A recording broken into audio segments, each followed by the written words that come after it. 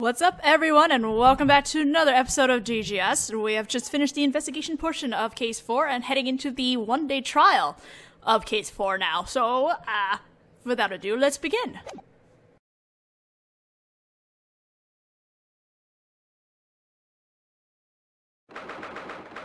It is February 20th at 9:23 in the morning at the Old Bailey Defendant's Lobby. I never thought that I'd be visiting this place again so soon. We are exchange students who came to this country for the sake of studying law. The stake? The sake? In order to study modern law, we need real courtroom experience.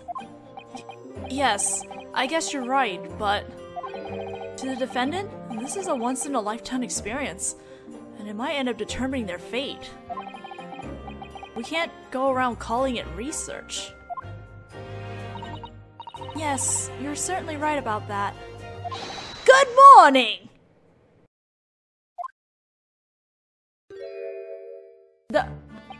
Soseki-san. Good morning.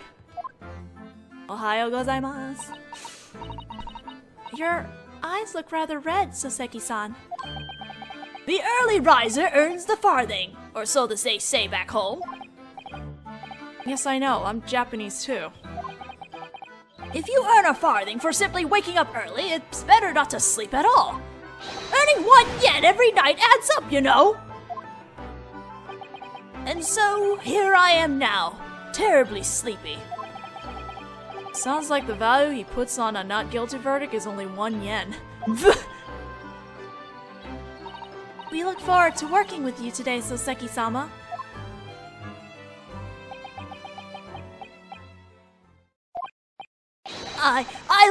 I leave my life in your hands, though it is a short and toil-filled life, whose fate even the gods agonize over.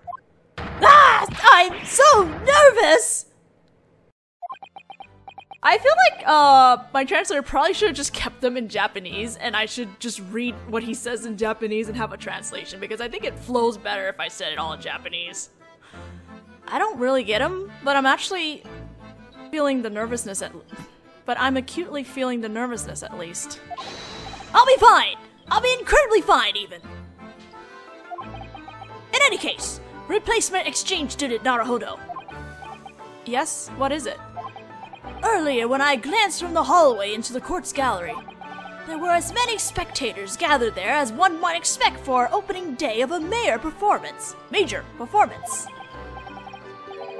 Is my case really of that much interest to the London public? Really? I didn't know that. Susato-san, have you heard anything about it? No, I'm afraid I haven't. The expression on her face says that she knows all about it. I wish you wouldn't hide it! Could it be because of that Grim Reaper, perhaps? Prosecutor Baroque von Zeeks. Is that it, Susato-san? I read all about it in this morning's paper, which I purchased earlier. Prosecutor von Zeeks' name was certainly on the front page. I knew it. Since that prosecutor began to be known as the Grim Reaper, he ceased to appear in court for a few years. Yeah, Detective Gregson mentioned that yesterday, too.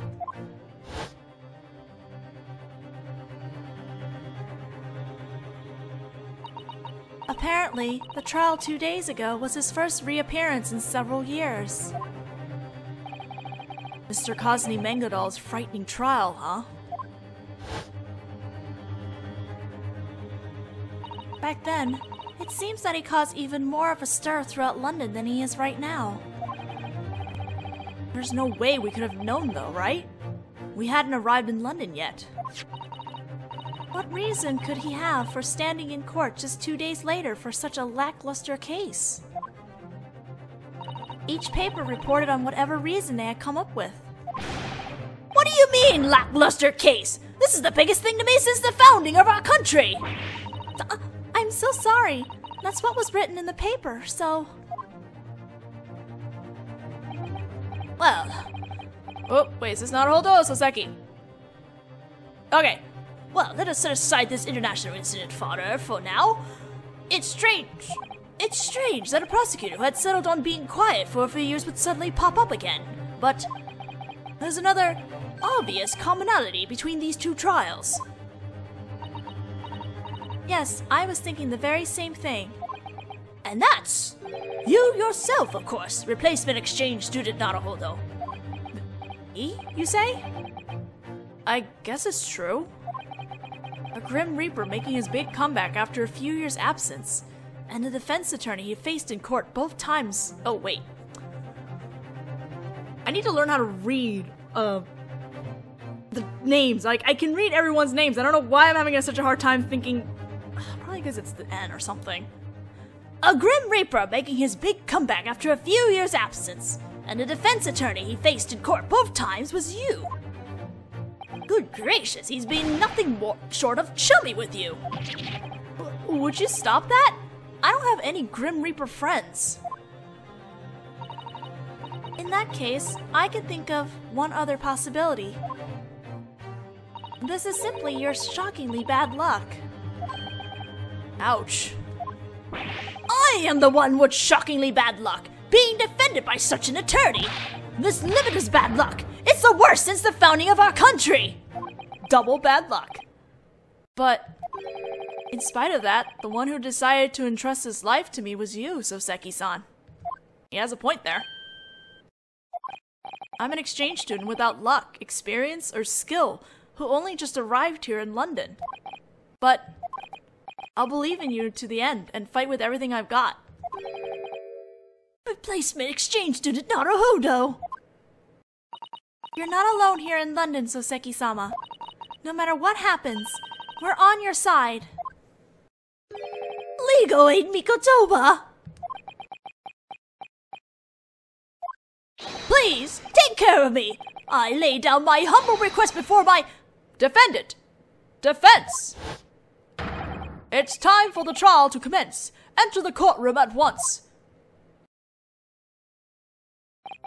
It's time. Let's go, Soseki-san. Yes, sir!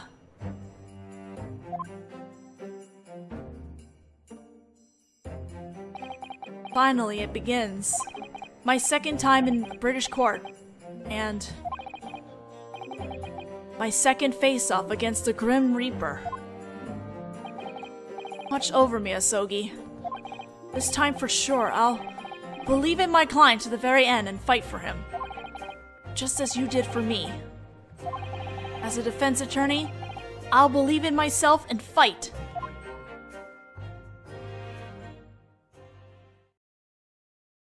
Oh shoot, I forgot to mark on the script earlier. Oops! I put markers, like, when I finish the video so I can find my points later on. I forgot to do that, so that's gonna be fun having to figure out later. Same day at 10 o'clock in the morning at the Old Bailey Full Court.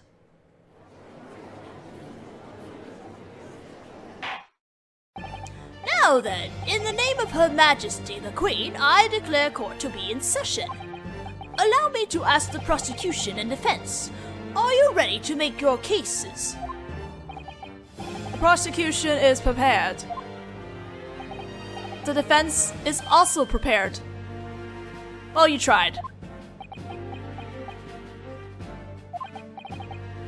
I must admit, I find the Japanese to be fascinating creatures.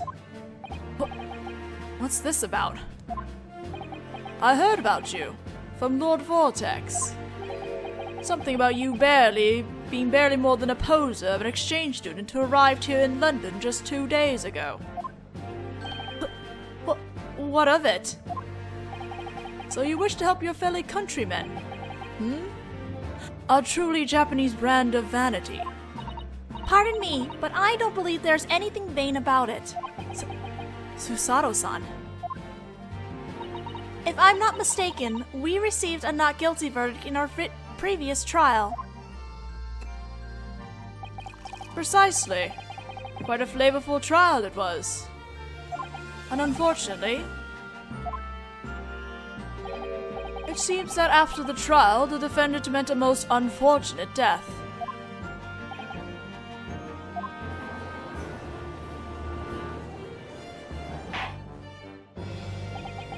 Very well. It seems as there's nothing preventing this trial from beginning. And now, I address the 6 reasonable jurors selected from among the citizens of our imperial city. Are all of you prepared? I appear here today as a gentleman seeking justice. I'm far cooler than I look. I'm every bit the peace-loving, good-willed young man that I appear. Anyone who says that is suspicious. I always thought that mustache man was up to no good. What are you doing there? Let's get a move on. He's obviously guilty anyway. Huh? What was that? I can't hear you. Is juror number 6 always just reserved for, like, the people who just are, like, absent-minded? Very well. Now then, let us begin. Lord Valzix, your opening statement. The Great British Empire recently signed a peace treaty with a certain Eastern Island nation. The defendant, Natsumi Soseki, is an exchange student visiting from that island nation. Great Britain welcomed this exchange student with open arms. However, unfortunately, that exchange student committed a fearsome act of violence against our imperial city. Oh. He stabbed an innocent lady in the back with a knife in the street. What? I want to make it clear that I think criminals who employ knives are the worst sort. Look at him. Yellow-skinned, small. That's what the Japanese are. I couldn't care less, so let's all make our decision right away. On 3. Huh? What was that? I can't hear you. We're already off to a great start with the jurors. I would like to apologize for the impropriety of starting the trial by disposing of the Lord's chalice in the Garden of Judgment. I would like to request that the first witness be shown to the stand. Very well. In that case, show in the detective who supervised the crime scene investigation. We're getting Gregson, aren't we? Oh, we are. Hello, Mr. Gregson. Witness, your name and occupation. Sir, name's Tobias Gregson. I'm a detective of Scotland Yard. Now, detective, if you could give us a briefing on the incident. The victim is thought to be a young woman in her 20s by the name of Brazilian Green. Belizean Green. Wait, this was not in the last script. What? Okay, Belizean Green. Hold on just a moment. What do you mean is thought to be? Well, the victim was stabbed in the back with a knife, but even now, 3 days after the incident, she still hasn't regained consciousness. What? But that's unconscious, Is her life not in danger? Fortunately, the Oriental exchange student did not succeed in his murderous designs. You know, I think this might would have been solved if she just waited until she woke up.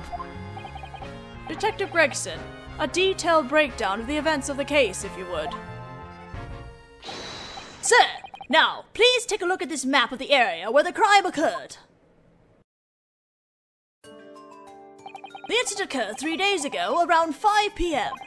The scene of the crime was Briar Road, 2 walking paths with a wide carriage roadway between them. The victim, Miss Green, was walking on the path just after it had stopped snowing. That's when the defendant snuck up behind her and stabbed her. Fortunately, the victim's life was spared and she was admitted to a hospital here in London, where she remains to the present, but she's still unconscious, so we're unable to get a statement from the victim herself. Here's the incident report. Very well, the court accepts this as into evidence. The incident report, a summary of the case and victim's information. Victim was stabbed in the back and is still unconscious. And what of the weapon used to commit the crime? Sir, here it is. It was found still stuck in the victim's back. That's one big knife. I'd like to avoid being stabbed with that if at all possible. With a knife as heavy as this one, even someone who wasn't particularly strong could have committed the crime. So in other words, even frail-looking Soseki-san could have done it, huh? This looks like the sort of knife you could find anywhere. In any case, the court accepts it into evidence. The attacker's knife.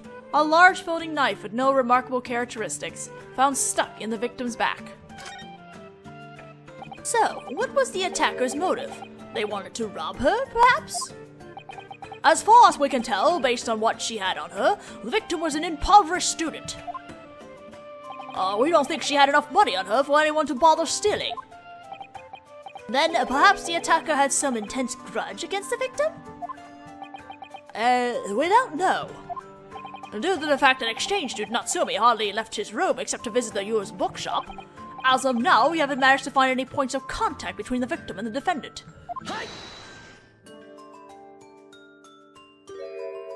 If it were neither theft nor a grudge, then Soseki-san would have no reason to stab Belizia-san.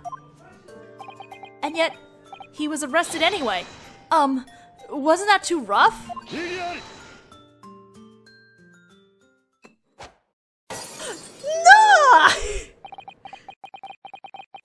Why would you throw such a good bottle of wine? It was incredibly rude of me to have tossed a holy bottle whose seal had only just been broken into the gallery, and for that I beg your indulgence. I hope no one got bludgeoned by it. However, I believe it could be said that it was your statement just now that was too rough. Eh? Naturally, Scotland Yard would never make an arrest without reason. Detective Gregson, we will hear your testimony now. In regards to the reason that the Japanese man was apprehended as the attacker. Yes, sir! Witness testimony. The reason Soseki was arrested. It was around 5 p.m. when the attack occurred. The fog was unusually light that night. The visibility at that crime scene was good, and there was no sign of anyone besides the victim and the attacker. The victim was stabbed suddenly from behind and fell upon the path. The attacker made a run for it, and that's when he dropped some things he'd been carrying at the scene of the crime.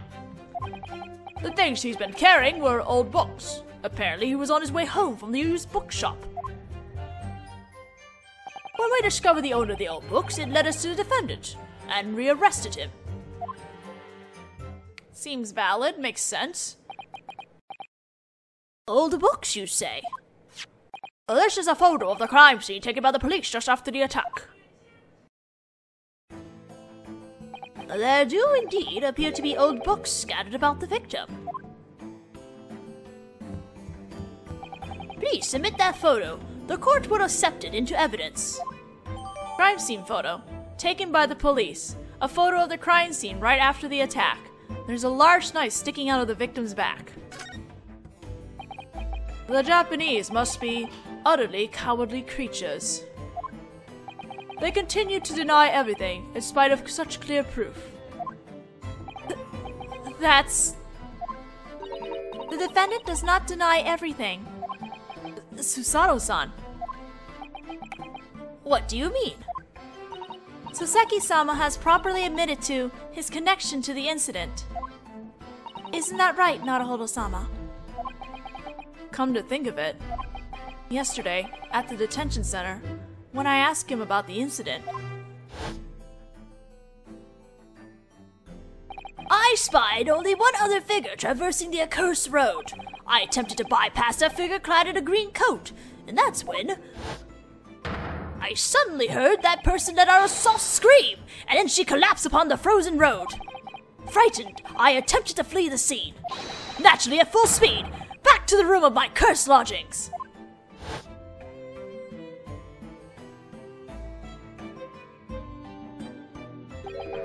A green coat. There can be no mistake. The victim was wearing a green coat. You're right. This is my first time ever seeing a colored photograph. The defendant admits to having fled the scene of the crime. However, he certainly never did anything so cruel as to stab the victim in the back. The only two figures seen along the walkway were the defendant and the victim, and no one else. In other words, there was no one else at the scene of the crime who could have stabbed the victim. Has the defendant himself not just acknowledged that fact?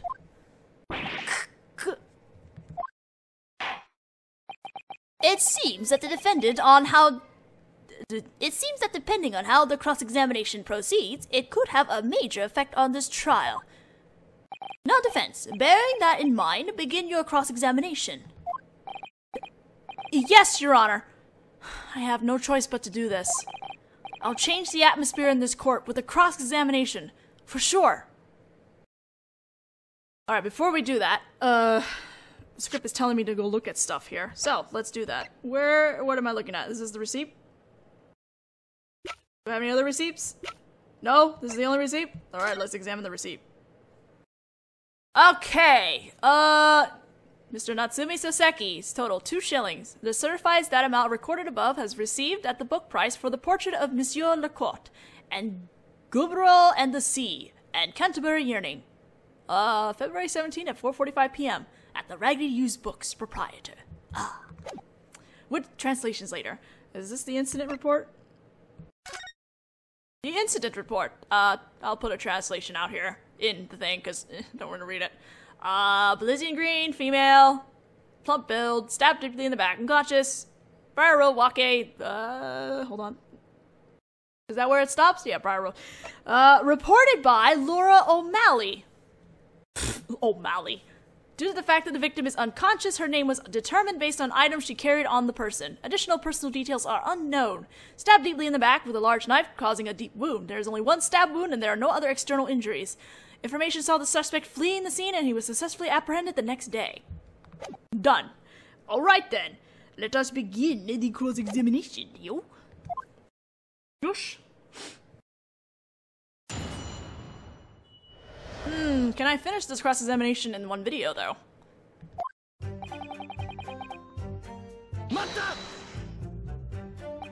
The fog was light. Well, I say light, but it was at least thick enough that one could just barely see the opposite side of the street. Is that really what you call light? Ugh. Initially, yes. Well, I guess as a Japanese person, you would know that. I read in a book that London was called the City of Fog. In Japan, people often say it must be a beautiful sight. This is pointless. Well, it doesn't hold that sort of romanticism for us. Is that so? During this season, there are countless accidents due to the fog, on days when it's especially thick. It's to the point where you couldn't see your own fingertips if you stretched your arms straight out in front of you. Why, just the other day, I couldn't see the carriage until I was kicked by the horse. Oh, that's really something. However, on that day, the benevolent fog was quite a bit better than that. Unfortunately for the attacker,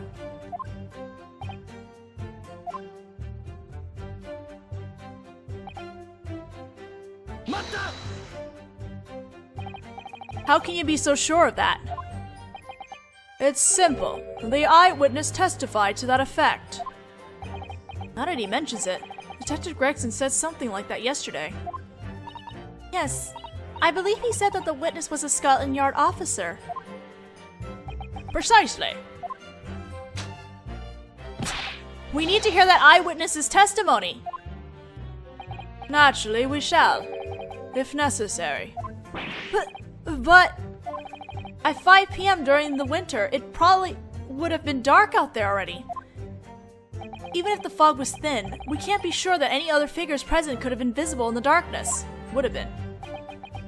I don't know about how things are in small Oriental island nations, but here in the Imperial City of London, all our streets are lit by gas lamps. Eh? A visual on the scene would have been entirely possible. And that is the prosecution's opinion. Since the dawn of human history, there has been a city that has fended off the darkness. That's London, our imperial city. So, what you're saying is that in order to hear the eyewitness testimony, you have to somehow drag it out from this cross-examination? Yep. Now that the defense has finally silenced itself, you may continue your testimony, detective. I will not be silenced, damn it!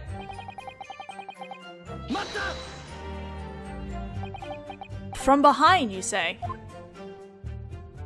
Yeah, just as you clearly see from this photo. There does appear to be a blade protruding from her back. Miss Green seems to be in a dangerous state of unconsciousness. Yes, at present she is convalescing in St. Bartholomew's Hospital. We had hoped that she would regain consciousness before this trial began, but... Indeed, we might have been able to learn the attacker's identity straight from her own mouth. Why can't we just wait? How very... convenient for your client.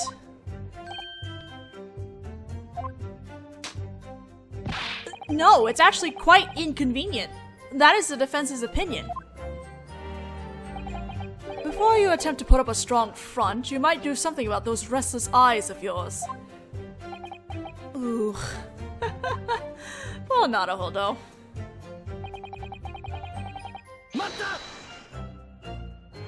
Something Soseki-san had been carrying? Right, that also showed in the photo. You're referring to those 3 old books, right? Yes, because they fell in the snow, they were ruined. It surely would have been possible for the defendant to carry this number of books in one arm. In other words, he could have managed the knife with his free hand. That prosecutor really has thought of everything. Eh? He had his hands full with the books. That assertion can no longer be made. He instantly cut off our method of escape. We must acknowledge his exceptional skill in doing so. So, then the attacker committed the crime while still holding on to his belongings? Yes, that's what it would have to mean.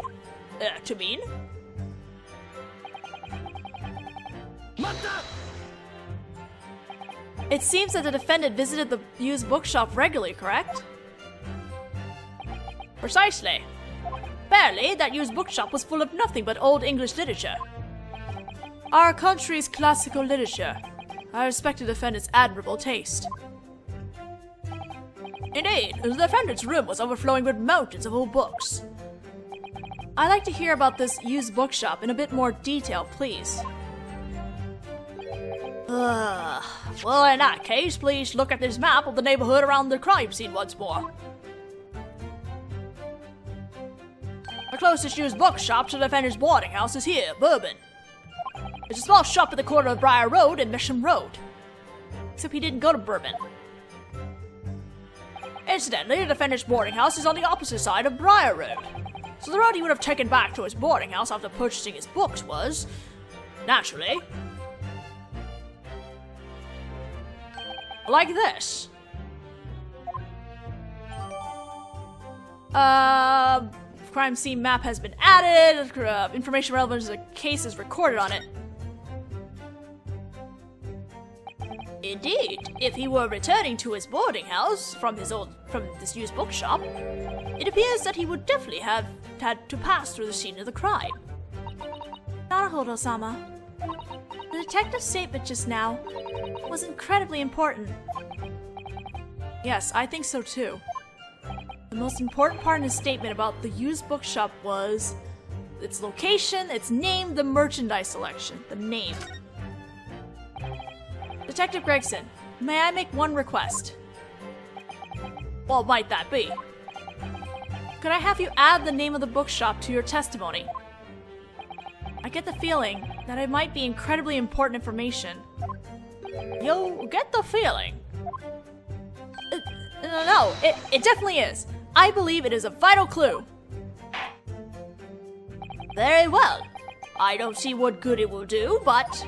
Witness, please modify your testimony about the used bookshop. It would be my pleasure, Your Honor. I feel like I could hear him clenching his teeth with his entire body when he said my pleasure. It seems that Bourbon is the store that the defendant visited. Was it really now? We are unfortunately now out of time, so we will have to finish the rest of this testimony in the next video. So I'll see you guys then.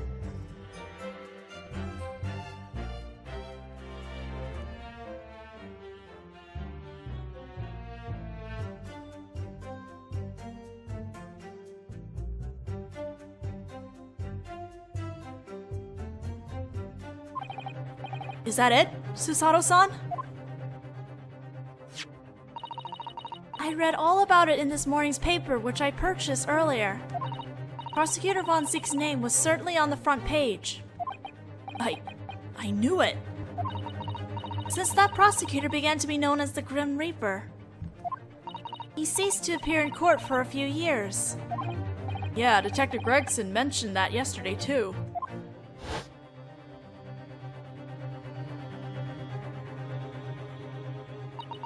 Apparently, the trial 2 days ago was his first reappearance in several years.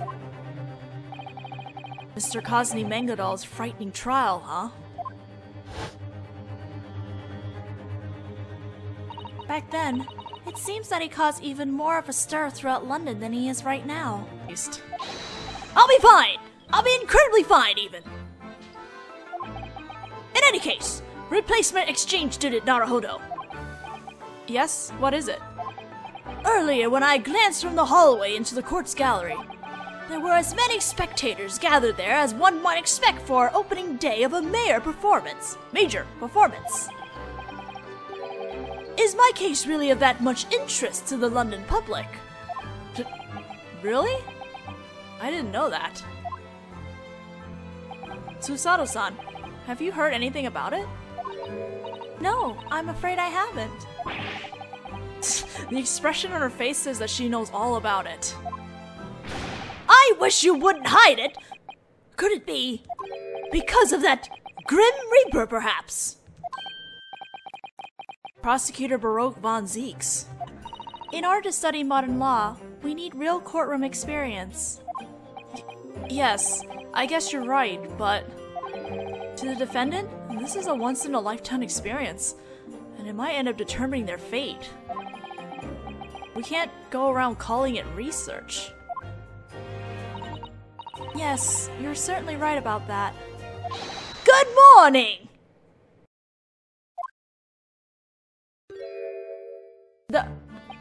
Soseki-san. Good morning. Ohayo gozaimasu. Your eyes look rather red, Soseki-san. The early riser earns the farthing, or so they say back home. Yes, I know. I'm Japanese too. If you earn a farthing for simply waking up early, it's better not to sleep at all. Earning 1 yen.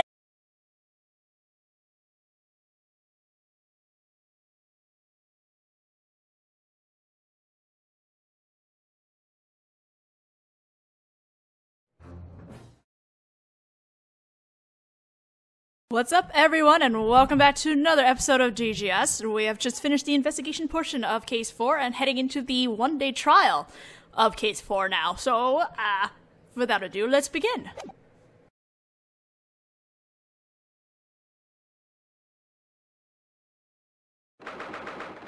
It is February 20th at 9:23 in the morning at the Old Bailey Defendant's Lobby. I never thought that I'd be visiting this place again so soon. We are exchange students who came to this country for the sake of studying law. The stake? Every night adds up, you know! And so, here I am now, terribly sleepy. Sounds like the value he puts on a not guilty verdict is only 1 yen. We look forward to working with you today, Soseki-sama.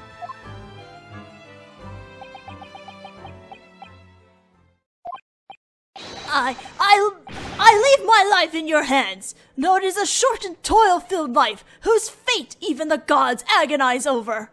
Ah! I'm so nervous!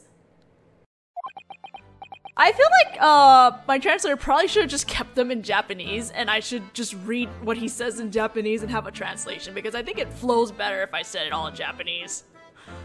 I don't really get him, but I'm actually feeling the nervousness but I'm acutely feeling the nervousness at least.